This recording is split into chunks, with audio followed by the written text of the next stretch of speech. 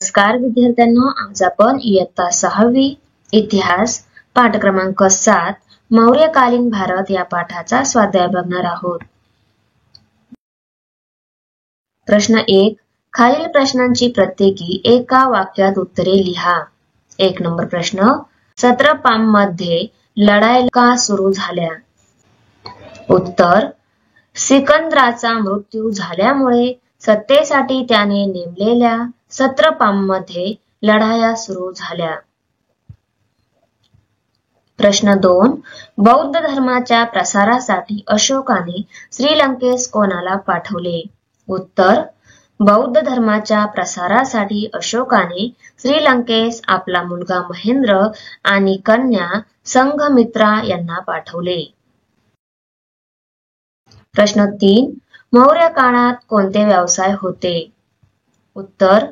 मौर्य काळात कापड विणणे व रंगवणे, धातुकाम, मातीची भांडी बनवणे, हस्तिदंतावरील कोरीव काम करणे, व्यापार, नौका बांधणी इत्यादी व्यवसाय होते. प्रश्न 4. सम्राट अशोकाने उभारलेल्या स्तंभावर कोणत्या प्राण्यांची शिल्पे आहेत? उत्तर. सम्राट अशोकाने उभारलेल्या स्तंभावर सिंह, हत्ती, बैल या प्राण्यांची शिल्पे आहेत. प्रश्न 2. सांगा पाहू. 1. सत्रप. उत्तर. सम्राट सिकंदराने मायदेशी परतताना भारतातील जिंकलेल्या प्रदेशांच्या व्यवस्थेसाठी ज्या ग्रीक अधिकाऱ्यांच्या नेमणुका केल्या त्या अधिकाऱ्यांना सत्रप असे म्हटले जाई. 2. सुदर्शन. सम्राट चंद्रगुप्त मौर्याने गुजरात राज्यातील जुनागड जवळ जे धरण बांधले त्या धरणाला सुदर्शन असे नाव दिले होते. प्रश्न 3. देवान पियदसी. उत्तर. सम्राट अशोकाने आपला संदेश लोकांपर्यंत पोहोचवण्यासाठी जे शिलालेख व स्तंभलेख कोरवले त्यात त्याने स्वतःचा उल्लेख देवान पियदसी म्हणजे देवाचा प्रिय, प्रियदर्शी या शब्दात केलेला आहे. 4. अष्टपद. उत्तर. मौर्य काळात बुद्धिबळाला अष्टपद असे नाव होते. त्या काळातील लोक अष्टपदाचा खेळ आवडीने खेळत असत. प्रश्न 3. आठवा आणि लिहा. 1 नंबर प्रश्न. चंद्रगुप्त मौर्य याच्या साम्राज्याची व्याप्ती. उत्तर.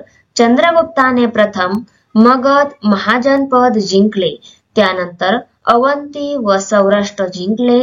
पाठोपाठ अफगाणिस्तानातील काबूल, कंदाहार व हेरात हे प्रदेश आपल्या साम्राज्याला जोडले. प्रश्न 2.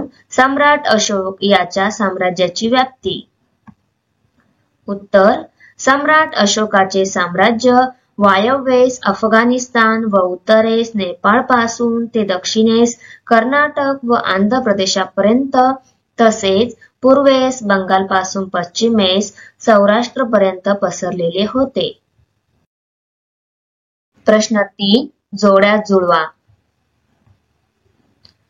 अ गट ब गट. सम्राट अलेक्झांडर. जोडी आहे ग्रीकचा सम्राट.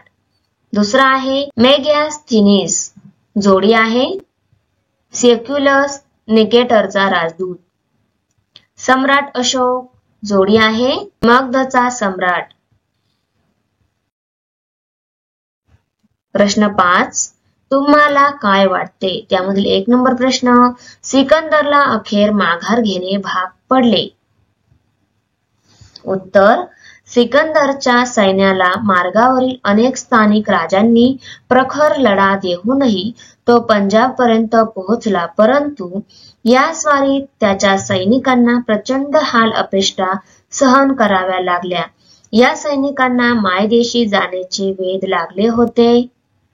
या सैनिकाने सिकंदर विरुद्धच बंड पुकारले, त्यामुळे सिकंदरला अखेर माघार घेणे भाग पडले. प्रश्न 2. ग्रीक राजांची नाणी वैशिष्ट्यपूर्ण असत. उत्तर. ग्रीक राजांची नाणी वैशिष्ट्यपूर्ण असत कारण या नाण्याच्या एका बाजूवर नाणे पाडणाऱ्या राजाचे चित्र असे व त्या राजाचे नावही कोरलेले असे. नाण्याच्या दुसऱ्या बाजूवर एखाद्या ग्रीक देवतेचे चित्र असे. ही नाणी चांदीची वा अन्य धातूंचीही असत. अशी वैशिष्ट्यपूर्ण नाणी पाहून भारतीय राजांनीही अशी नाणी पाडायला सुरुवात केली होती. प्रश्न 3. सम्राट अशोकाने कधीही युद्ध न करण्याचा निर्णय घेतला. उत्तर. मगधचे सम्राटपद प्राप्त झाल्यावर अशोकाने ओडिशातील कलिंग राज्यावर स्वारी केली. कलिंगच्या युद्धात मोठा रक्तपात झाला. हा विनाश पाहून अशोकाला खूप दुःख झाले.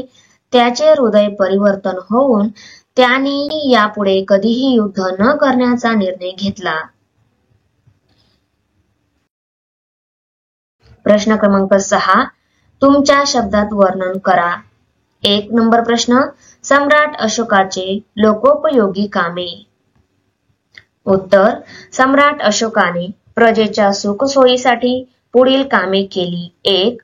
जनतेला आणि पशूंना मोफत औषध पाणी मिळण्याची सोय केली.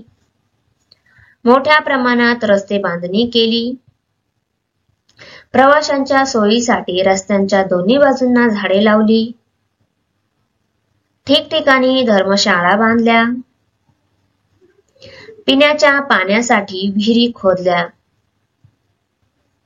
प्राण्यांच्या शिकारीवर व जंगलांना आगी लावण्यास प्रतिबंध केला. प्रश्न 2. मौर्यकालीन मनोरंजन आणि खेळाची साधने. उत्तर. मौर्य काळात नगरात आणि खेड्यांमध्ये अनेक उत्सव आणि समारंभ साजरे केले जात असत. या प्रसंगी लोकांच्या मनोरंजनासाठी नृत्य गायनाचे कार्यक्रम होत असत.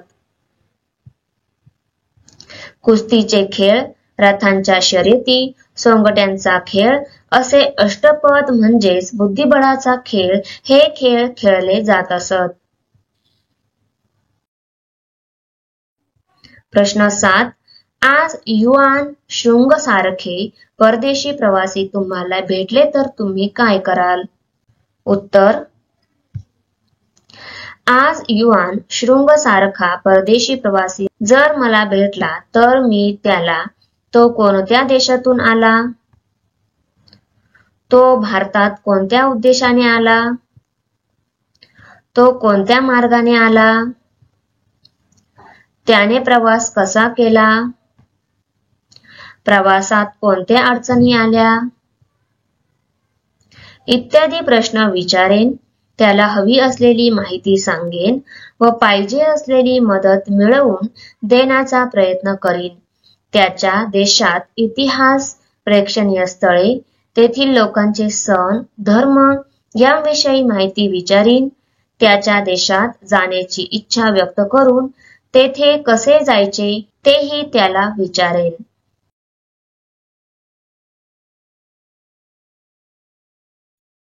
व्हिडिओ आवडली असेल तर आमच्या चॅनलला सबस्क्राईब करा, बेल आयकॉन प्रेस करा, लाईक करा, कमेंट करा आणि शेअर करा. तर भेटूया पुढच्या व्हिडिओमध्ये. बाय.